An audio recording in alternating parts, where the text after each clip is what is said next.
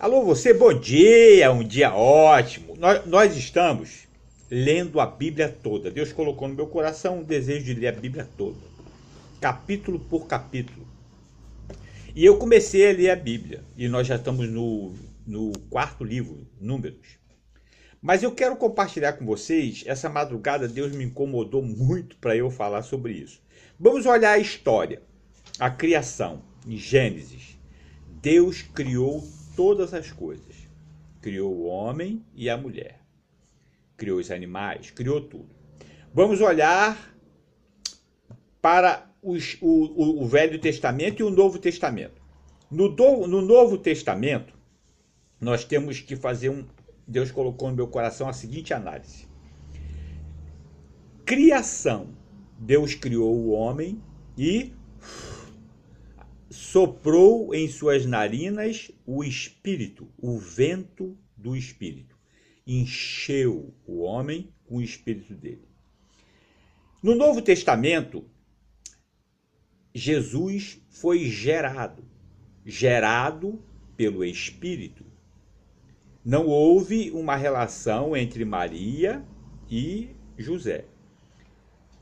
José, naquela época, se externasse a questão, Maria teria que ser apedrejada. Mas o anjo falou com José. E ele creu e obedeceu. Nós temos Abraão. Abrão era o nome dele e significa pai de uma multidão. Imagina Abrão com 75 anos e as pessoas daquela época conheciam a relação do nome com o significado. Perguntava para ele, cadê seus filhos? E ele não tinha filhos. Como é que poderia, né? Deveria ser um constrangimento muito grande. Mas Deus prometeu para ele que ele seria pai de uma grande nação. E ele creu. Ele creu. Ora, nós temos no período de Gênesis a plenitude do tempo da inocência, que durou até a queda, quando Eva e Adão pecaram. Depois entrou do conhecimento. Naquele período, todas aquelas pessoas tinham um conhecimento panteísta, de muitos deuses, adoravam muitos deuses. Veio o dilúvio. Mas esse sentimento continuou, porque Noé viveu aquela situação, tinha um comportamento muito honrado, mas ele não tinha uma relação só com Deus. Veio o período do controle, a plenitude de tempo do controle após o dilúvio. Isso em Gênesis lá, onde Abrão, Deus falou com Abrão, separou Abrão para que Abrão vivesse de acordo com o que ele queria. Deus estava começando a preparar a sua igreja. Compreende isso? Ele começou a preparar um povo que iria andar de acordo como ele queria. Em Jesus, Jesus começou a ensinar os discípulos como ele queria que os discípulos se comportassem. O povo foi para o Egito, ficou escravo. Deus, com poder, muito poder e glória, tirou o povo do Egito através de Moisés. Mais de 1 milhão de pessoas atravessou o Mar Vermelho, mas tinham todas elas diversidade na crença, na fé. Acreditavam, porque tinha gente não tinha só hebreu que saiu do Egito. E os próprios hebreus, muitos deles, já tinham também se contaminado com os outros deuses. Se nós olharmos para a época de Jesus, havia um domínio grego com a filosofia, com muitos espíritos, muitas crenças, e havia também o povo judeu. Ora, ali Deus tirou do Egito, levou para o deserto, para quê? Para eliminar todos aqueles deuses do coração do seu povo. Toda aquela cultura, todo aquele misticismo, porque ele queria que o povo vivesse de acordo com o que ele ia ensinar. Aí Deus estabeleceu a tenda do encontro, as leis, os sacerdotes, o povo vai viver dessa forma. Por quê? Porque ele queria que aquele povo fosse diferenciado. No Novo Testamento, nós temos a igreja que tem que ser diferenciada, que tem que resplandecer a luz de Deus. Naquela época, o que aconteceu? Houve ali 40 anos de peregrinação pelo deserto. Para quê? Para que aquele povo vivesse só de acordo com o que Deus estava falando, com o que Deus estava ensinando, com o que Deus estava mostrando, como Deus queria ser adorado.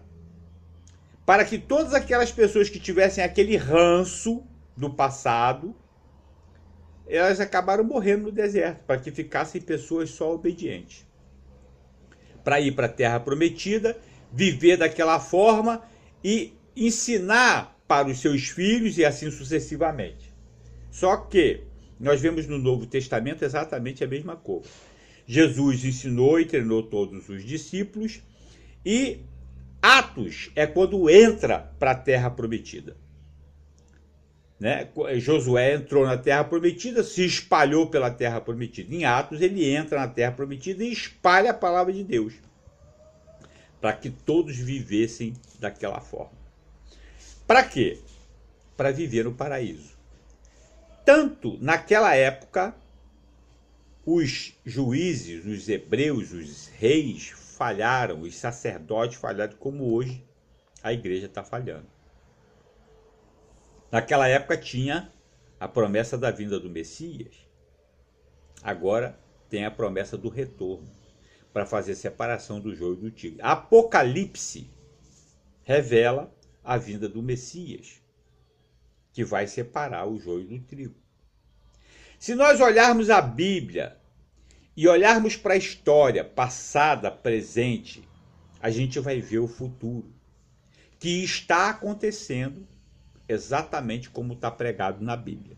Caríssimos, eu faço muita pergunta para a Bíblia. Eu pergunto muita coisa, eu tenho muita dúvida. Não é verdade? Só que no paraíso, a gente contesta a Bíblia dizendo que por que Deus deixou o diabo entrar no paraíso lá de Adão e Eva? Agora não vai entrar em Apocalipse. E nós vamos viver na eternidade com Deus. E tem muitas perguntas que só Deus é que vai responder. Ou só lá na frente você vai entender. Porque não está revelado.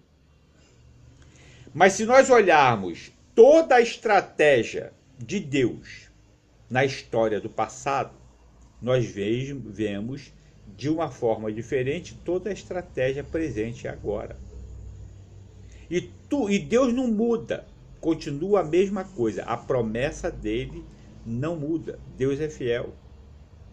Agora, nós vemos algumas pessoas que falam sobre, por exemplo, e eu vou entrar num tema difícil, que é a reencarnação. Se eu tiver errado, porque eu não acredito, não aceito a reencarnação, não aceito, ela não é lógica para mim, porque como é que os espíritos vão reencarnar? Só se eles já existiram. Quando é que ele encarnou a primeira vez? Só em Adão e Eva? Como é que reencarnou? Se os espíritos já foram todos criados, como é que pode existir, então, a multiplicação?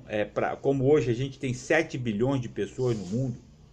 Os espíritos, quantos bilhões foram criados de espírito? Não nasce espírito novo, porque só reencarna. Você tem que reencarnar para melhorar não sei quantas vezes. Então não nasce espírito novo, não nasce espírito novo.